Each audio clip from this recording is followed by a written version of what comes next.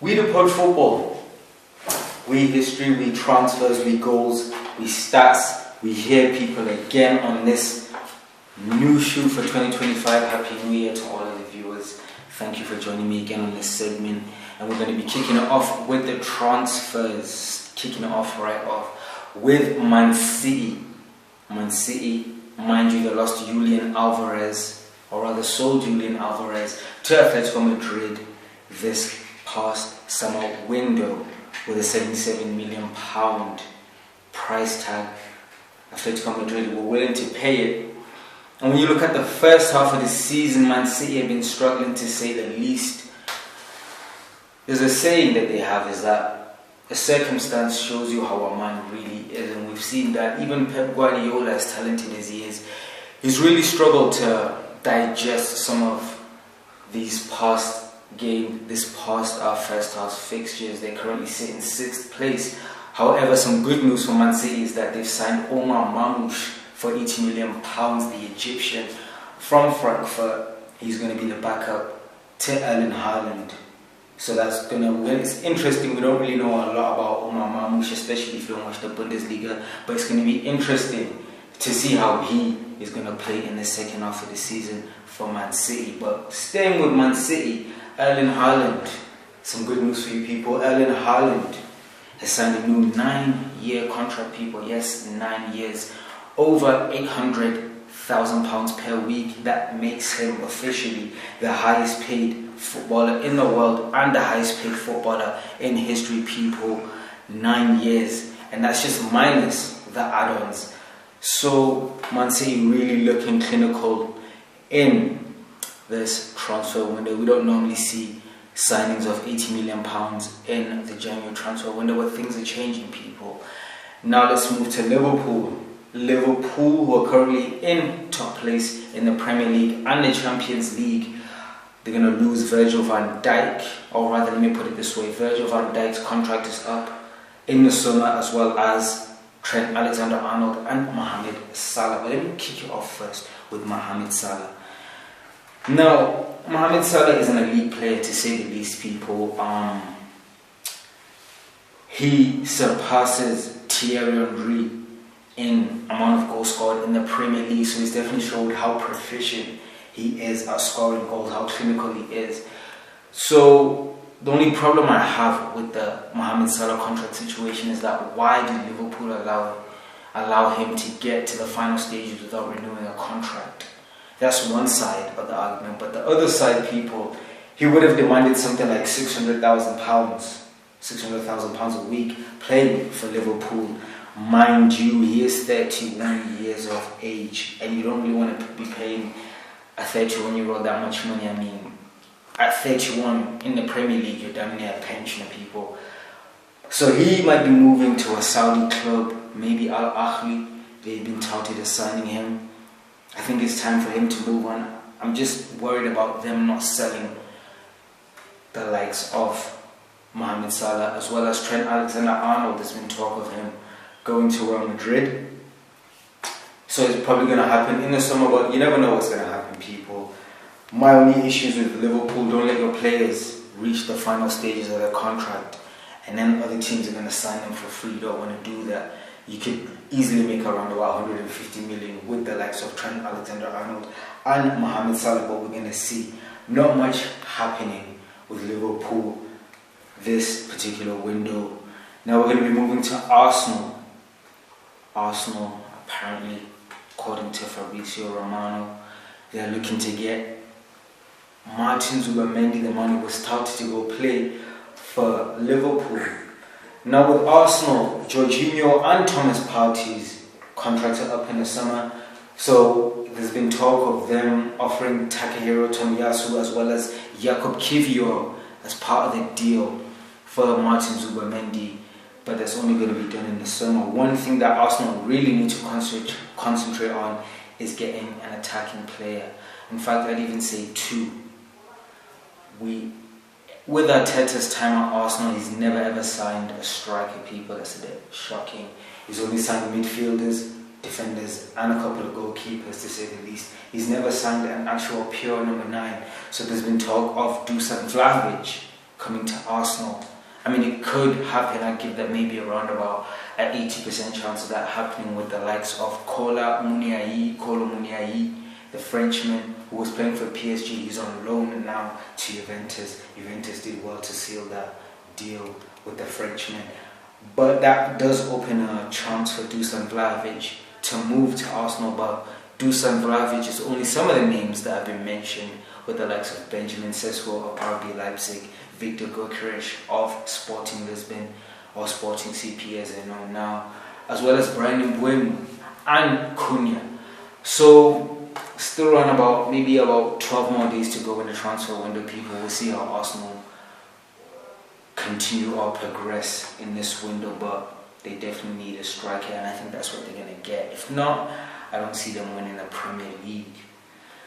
Tottenham Hotspurs has signed a goalkeeper.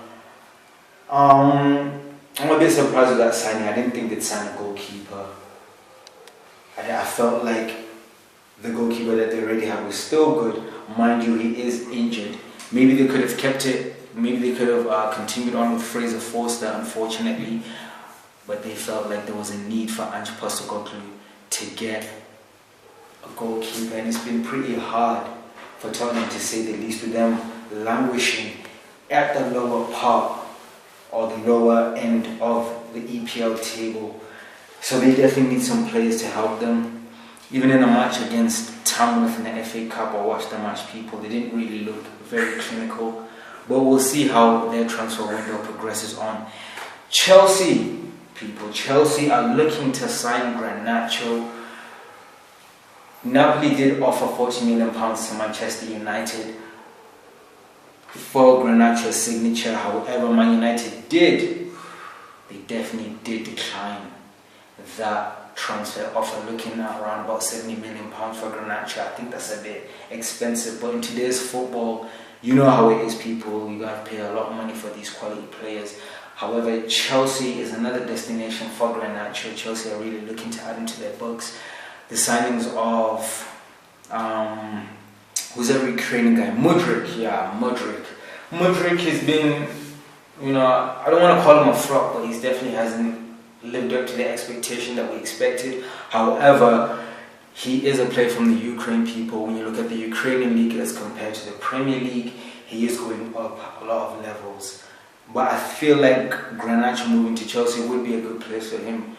Mind you, when you look at the age profile they're signing players under the age of 25, but we'll see if that's yet to happen. But people, that's what wraps it up. Oh yeah, Napoli people, before I forget, Napoli did a shocking transfer. To me, I find it shocking. Their player Kvaratskhelia has moved to PSG on a 4-year contract. He's going to be paid $11 million a year. His contract at Napoli was $1.5 million, but the Parisians managed to persuade him with an $11 million contract. He's moving to PSG. He's going to be a PSG player. So can he help PSG in the Champions League? They currently sit outside of a qualification spot. Maybe that extra attacking option is going to help them to be better, but we'll see. But that's all we have for the transfer news at WePod Football. But that's not over, people. Let's just take a short break, and then we're going to be covering the EPL.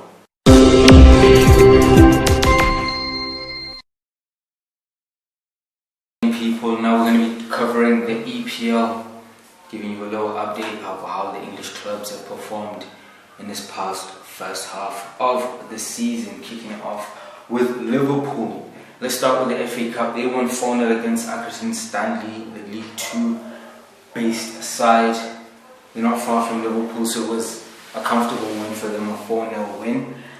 And then they played Nottingham Forest, which finished as a 1-1 draw. Now, mind you, in the first match, Nottingham Forest beat Liverpool, so they did really well in terms of allowing teams such as Arsenal, speaking about Nottingham Forest, to close the gap between second place and first place. But it finished as 1-1. As we record this, people, it's a Sunday. Liverpool played yesterday on Saturday, and they won 2-0 against Brentford, with goals coming in at last enough dying embers of the game, with the goal coming in the 91st minute and in the 93rd minute, 94th into the 94th minute via Darwin Núñez.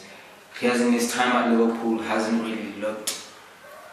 It's not something he can definitely be proud of, but maybe it's just a player that needs a bit more time in order to adjust to the Premier League. But he did well to win for his side, allowing Arne Slot to consider him in the future for coming fixtures. And with them playing the Brentford, that was their last fixture that they played in the Premier League in terms of. Now they're going to play the Champions League, and Liverpool have Lille. Mind you, they're still top of the Champions League, so I definitely do see them winning against Lille. The game after that is going to be a Premier League game with Ipswich Town, so it looks pretty comfortable for Liverpool. All they need to do is just remain clutch for the second half of the season, getting the points that they need in order to win the league. I'm sure Liverpool fans and Arne Slot will be happy to see that. The team that sits in second place is none other than Arsenal, people. They lost, kicking off with the Carabao Cup. We're going to start with the Carabao Cup with Arsenal. They lost 2-0 to Newcastle. I watched the game. Arsenal were very poor in that match, definitely showing that they need a striker, especially now losing Gabriel Jesus. They're definitely going to have to add a proper number 9, an elite number 9. People, what I'm saying is that they need to break the bank in this transfer window. You don't normally see big signings happening in the January transfer window, but Arsenal have everything and need everything they can get in order to win their league. Unfortunately, they lost 2-2. They didn't lose 2-2, they drew 2-2 with Aston Villa. They should have done better there. In the 6 times that Unai Emery has faced Arteta's only won once. So it goes back to that saying that I think Unai Emery is a better manager than Arteta, but mind you, Arteta, this is his first job, people. So Arsenal definitely trust him, but he spent over £700 million in the transfer window, but never buying a striker. Can he finally get the striker that they need in order to help them get first place in the Premier League? Mind you, they also lost on penalties to Man United. That was a nice win for Ruben Amorim. There has been talk amongst the Arsenal fans that Arteta doesn't take the Carabao Cup and the FA Cup seriously. However, he did win the FA Cup once in his first season, but it wasn't with his team. That was with Unai Emery's team. So they're out of the FA Cup. However, they still have a chance of playing Newcastle in the second leg of the Carabao. Can they get a win against Newcastle? It's going to be a tough ask for them. But in the Champions League, they have Dinamo Zagreb and Arsenal sit in 8th place. So I definitely think they can get a win there, as well as Wolves, who sit in second to last place in the Premier League. Next team we're going to be talking about, people. We wouldn't normally talk about this team at We Depart Football. We talk about all the teams, everything to do with football. However, I feel like this team needs a special mention, and that's Nottingham Forest, people. Nottingham Forest, who sit in 3rd place in the Premier League. Who would have expected if they remain there? That's going to give them a qualification to the Champions League. And mind you, Nottingham Forest have won 2 Champions Leagues under Brian Clough. That was way back in the 20th century. But they're looking like that team again. It really shows that the players that they spent these past windows, the likes of Chris Woods and Callum Hudson-Odoi, as well as Anthony Alanga, is really starting to pay off. These are players from elite teams. Maybe not Chris Woods as much, but it shows that they're serious on doing Mazza, if you will put it that way, in the Premier League. And when we kick it off from the Liverpool fixture, they did well to get a 1-1 draw. Every time Liverpool plays Nottingham Forest, is a problem for them. They're looking like Liverpool's bogey team. However, that's just for this season. We'll see how things progress on in the next season, but they're doing well to be in 3rd. Nottingham Forest next fixture is going to be against, let me check my notes, people, Bournemouth. Bournemouth, a tough side to say the least. Bournemouth do sit in the top half of the EPL. Do I see them winning? Yeah, I do. I'll probably give them a 2-0 win against Bournemouth, but it's going to be a difficult fixture for Nuno Espirito Santos' side. Bournemouth have been looking really clinical with the likes of the Ghanaian player. I can't remember him. I'm going to get his name for you people. But he's been looking pretty decent for Bournemouth. Looking like they can definitely get a signing for him. Semenyo. Finally his name came to me. Semenyo, people. If you don't know about Semenyo, go look him up. He's a decent young player for Bournemouth. Can he get on the score sheet for Bournemouth? They've been looking very clinical this season. Can Nottingham Forest get the win? I believe that they can get a win against Bournemouth. Nottingham Forest, after they're going to be playing Brighton. Mind you, we're shooting this on a Sunday. Man United played today against Brighton and lost. So Brighton got the win. So they're definitely going to be looking to add on that or capitalize on that win against Man United, the win against Nottingham Forest. But it's going to be a tough ask to say the least. But they've been looking really well. With Liverpool at first place, Arsenal in second place, Nottingham Forest third, Newcastle in fourth. There's been talk about Eddie Howe maybe being moved to another team, him getting sacked and so on and so forth. But it's definitely shown that he understands the task of being a Premier League manager. Chelsea in fifth place, Enzo Maresca's side has been looking very clinical. Bournemouth in sixth, Aston Villa in seventh, Man City in eighth place. We're not really used to seeing Man City sit in eighth place, people, in this era of the Premier League football. But there's still a side that can win the Champions League. They still have the personnel and the players. Injuries have been a problem for Man City, but once they get the players fit, I definitely feel like they can make another challenge for the title with the same players, people. But now we're going to be talking about Chelsea. Chelsea won 5-0 against Morecambe in the FA Cup. However, they did draw 2-2 with Bournemouth. I mentioned Bournemouth has been looking very deadly this season, people. But they're going to play Wolves, Man City and West Ham after that, respectively. And that's definitely a tough run of fixtures in the FA Cup. They're going to be playing Brighton.